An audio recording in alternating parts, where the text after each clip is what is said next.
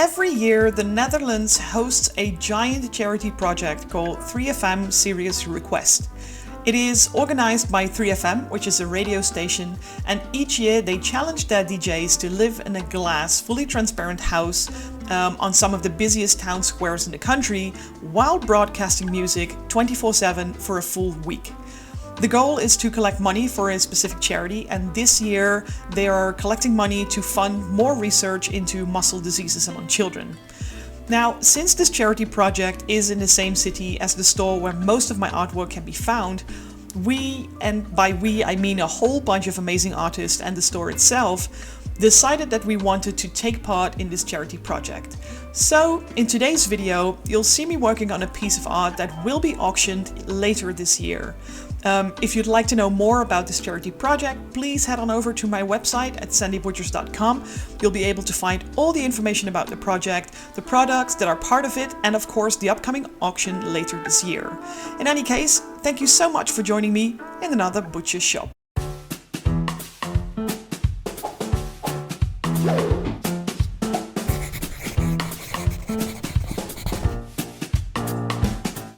So first of all, I do like to apologize because in this video there are two instances where my laptop completely whacked out for the second time in a row. And so I had to jump through a couple of hoops to recover the lost video material. Now, first of all, I am very happy that I did manage to recover this video, but you'll see a couple of small bits where the video quality may not be what you're used to. So I am sorry, I am definitely looking into the problem and I am troubleshooting as we speak. But yeah, I figured it was better to have something of a little less quality in terms of video than nothing at all. So mea culpa. Yeah, I hope you enjoyed the rest of the video.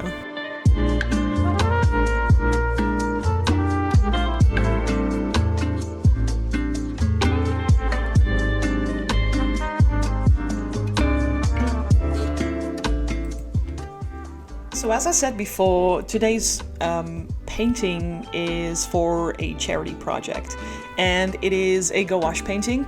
Surprise, surprise, because I've been doing this very often.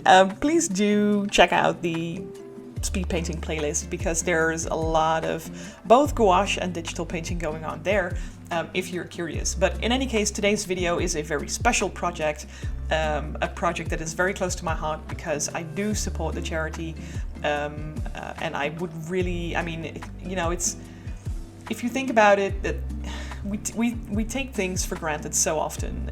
Also when we were kids, like it's so normal that we can just put our kids into the soccer team, or we can put our kids in any sports basically. But there is over 20,000 kids, at least in my country, so in the Netherlands, that have some form of muscle disease, which prevents them from doing any sports activity at all.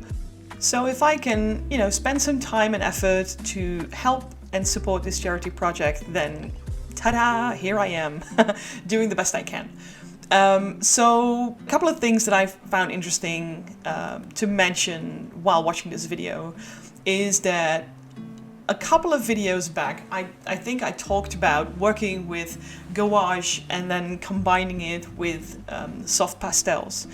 And in this video, I also combine the two, and the more often I pick up those two, the more I realize that gouache and soft pastels really are best buddies. It is fantastic how pastels work on dry paint. And it gives you so much more possibilities in terms of shading, in terms of increasing contrast, the light and dark bits. I'll talk about that a little bit more later on when this becomes relevant, but oh my gosh, if you've never tried the combination of paint and soft pastels, you are missing out.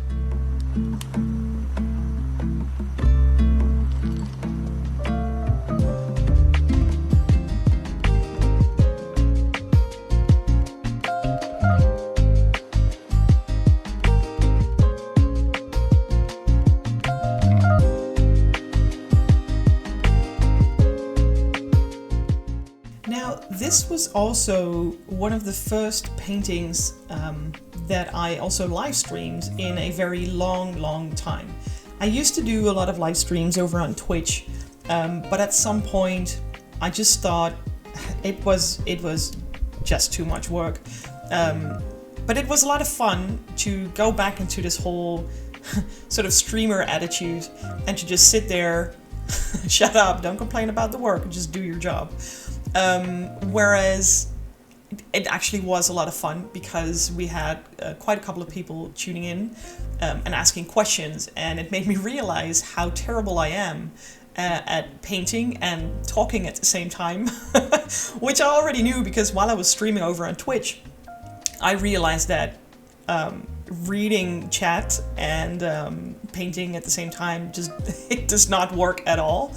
And this was a closed stream in a private Discord channel. So everybody who joined the stream was able to talk back to me. So it did make it a little bit easier because I did not have to read any chats. I could just listen to people and talk. It still sucked because I still have to pause a lot of times, as you can see. But at the same time, there were a couple of really interesting conversations going on.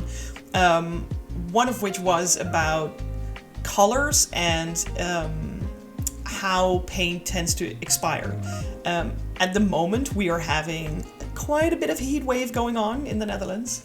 And so the jelly gouache that I use is, man, it's not cool to use this kind of paint with this kind of weather. It dries out so quickly, and some of these cups literally turned into cake, and some of them already turned into almost like a massive brick. So what I realized while we were talking about this, I realized that there are a couple of colored families that really struggle with that problem and that other particular families do not. So for example, blues are indestructible. I mean, the same could be said for the pigment itself, because whenever I pick up a piece of blue, it is always too dark. It is always darker than I expect it to be. The intensity is higher. The opacity is more dense. It's crazy. Like I doubt I will ever get used to how intense blues are. But at the same time, it is a color that hardly ever expires. Now, in the past, and by that I mean like a couple hundred years ago, while we were making oil paints with very specific, like almost elemental pigments, I could understand that some of those pigments have a longer, lifespan or a longer expiration date than others. But with modern day paints, I don't know why, maybe this is me just being dumb, but with modern paints, I kind of expected that we'd be able to sort of equalize those processes or equalize those expiration dates. Compare blues to pinks and yellows, and they are cake. Like, that stuff dries out so incredibly quickly. And it's something that we'll have to work with, obviously. But it's just strange because pinks and purples and lilacs, they are all derivative from the blue family. So how is it possible that these colors dry out so quickly, whereas blue, like I said, is just indestructible? And it was just a very interesting conversation, and it kind of made me think about, why does this still happen? Like, we don't use these elemental pigments anymore, especially not in these chimie gouache paints. Like, nothing screams synthetic chemical paint more than chimie gouache. Which is not necessarily a bad thing. I mean, it's great paint. I love the texture of it. It's very smooth, it's very nice, but look, no yellow family still has cadmium in there. You know what I'm saying? So it's interesting. But yeah, so we spent a bit of time talking about paint differences, and also about planning ahead of the color work that, one intends to paint. This question came from a fellow artist, and she's been working in the animation industry for a long time. She's done a couple of amazing projects, but she's just a great 2D artist just as well. And she said, hey, do you know what you're gonna paint and which colors go where before you start painting? Or do you just, wing it? And it kind of made me think, because most of the time when I work digitally, I know exactly where I want to put all my colors. And when I pick up paint, so when I work traditionally, that idea is still there. Like, I still have a general feeling of, which color contrast I want to use, and, where my light source should be, and all that kind of stuff. But I'm also more inclined to just wing it in certain points. Like, for example, this dragon, I had a fairly solid idea. Like, I wanted it to be yellow because of the blue background. If there was one way to create a good contrast, grab some complementary colors, and ta-da, here it is. So blue background, yellow dragon, add all these textures, so it works. I kind of knew how that was going to go. I had no idea how much brown this dragon was going to include. All those belly scales, all the shadows inside the wings, they're all browns. I could have made them a different color. I could have played with, more dynamic color contrast or light and dark effects, but I didn't. That was just in the moment decision. And especially for the kid in the wheelchair, I 100% winged it. I had no idea what color the jacket was going to be, the color of his pants, like nothing. So sometimes, and like I said, I'm tempted to do this more whenever I work with traditional paint. I just look at what is happening and sort of go with the flow. if that's a valid argument, go with the flow. But yeah, so interestingly enough, it kind of feels backward because it's so much easier to change colors when you're working digitally. But I don't know, for some reason, I don't mind a bit of a gamble whenever I'm working with paint. I think it goes hand in hand with feeling that satisfaction when it does work out. And also, I'm not really afraid to paint over something. And I guess that is the result of working with a single layer in Photoshop for years and years. I've made so many illustrations just on one single layer. And I messed up many, many times. And I've always convinced myself that, no problem, because you can just paint over it just like you do in real life. And you know what? It's the truth. Here it is, paint in real life, and if it doesn't work, you can just paint over it. You're gonna have to be patient for a bit because you want that paint to dry, which is something you don't need to do when you're working digitally. But for some reason, people have this sort of fear of making mistakes whenever they're working with paint. And it's a fear that I personally think is not really necessary. Like, sure, you don't want to, do the whole thing, like detail, shading, everything, and then think, maybe I want this to be purple after all. I mean, sure, in Photoshop you can just grab those colors, use your color balance, and just shift everything to the whole other side of the spectrum, and you can't exactly do that when you're working with traditional paints. But honestly, if I wanted eyes to be a different color, or if I want to adjust the sky like I'm doing right here, it's really not that much of a problem. You can grab paint and just paint over it. So honestly, if you're afraid to make mistakes, learn to let go of that. Like, the first thing you should teach yourself is to let go of that fear. And then after that, start focusing on your techniques, because you will get there as long as you stop fearing mistakes.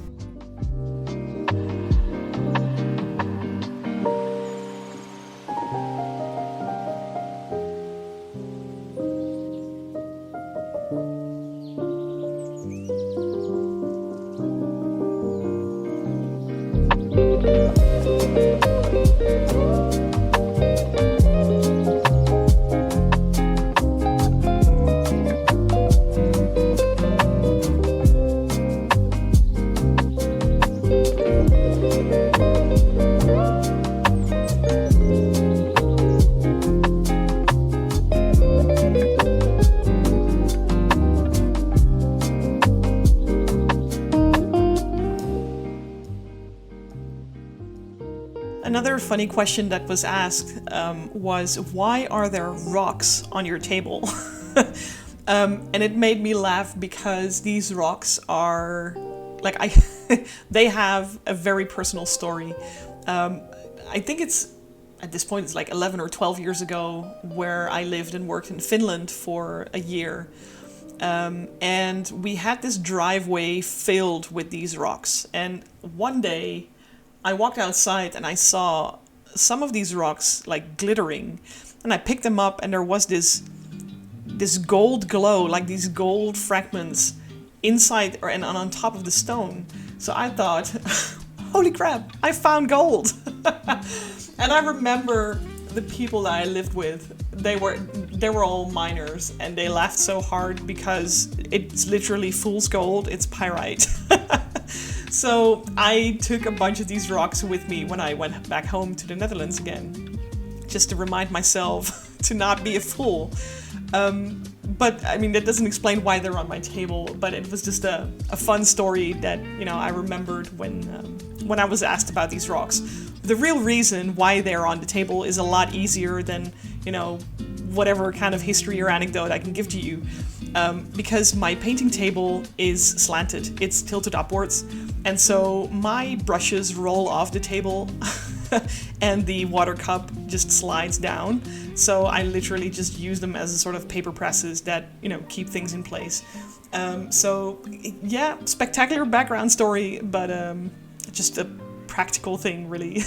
It's not even aesthetic. It's just, they just are there to help me hold my things together, as they do.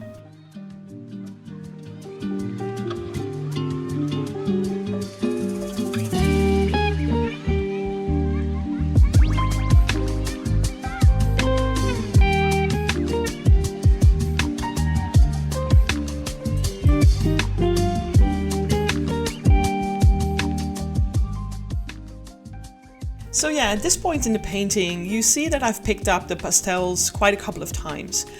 If you look carefully on the table, you see a brown, a yellow, a black and a white stick. And they are just my color enhancers at this point. I used the white for the soft glow of the stars in the sky. I used the black and the brown to deepen the darker, the shadow parts in the wings and around the jawline of the dragon. And I've used the yellow pastel stick to sort of enhance the sort of transparency of the wing, so there's light seeping through it, just by, you know, increasing the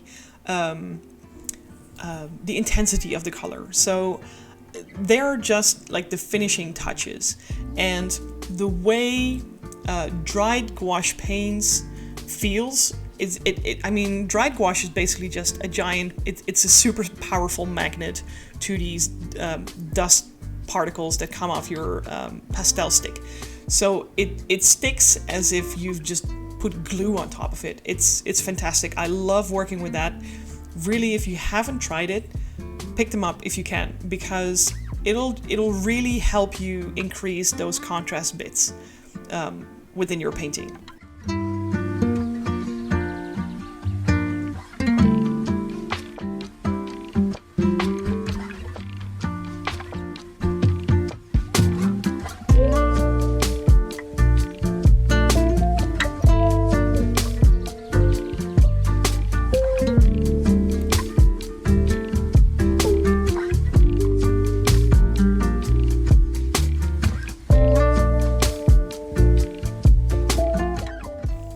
Yeah, so these were some fun anecdotes and a couple of tips and tricks, I guess, that I wanted to share with you. But like I said at the very beginning of this video, I just want to reiterate that this particular painting is for a charity project to help the research into muscle diseases with kids. And I'm just super happy to help however I can. So if you're interested in purchasing one of these pieces, you know, that are specifically made for this charity, yeah, I mean, it always sounds kind of weird to say, you know, buy my work, buy my work. I'm not asking you to buy my work, I'm asking you to support this charity project as well. So if you have a couple of pennies to spend, I would really appreciate it if you'd look at my website or at my web shop, sandybutchers.com/shop, and head on over to the Serious Request tab, to see which items you can get your hands on that will be fully donated towards this charity project of Serious Request. I realize I have been babbling for quite a bit, but yeah, it's, you know, these videos are always a bit of a balance between what information can I actually share with you, like do I have tips and tricks to try and help you move forward, or in this case, you know, there were some fun questions happening behind the scenes, so I gave you a little bit more of an anecdote this time.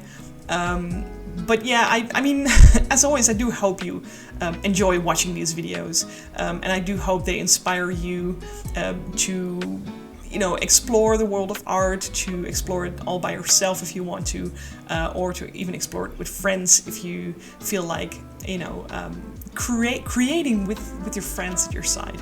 There's always something fun in there. In any case, thanks so much for watching. If you haven't subscribed to the channel yet, please do, because it really only helps spread the word of art to more people. So if you enjoyed it, please hit the like button. Let me know what you think in the comments down below. And again, if you want to support the charity, please go to my website, sandybutchers.com/shop, and head on over to the Serious Request tab. Thanks so much, and I'll see you in the next one.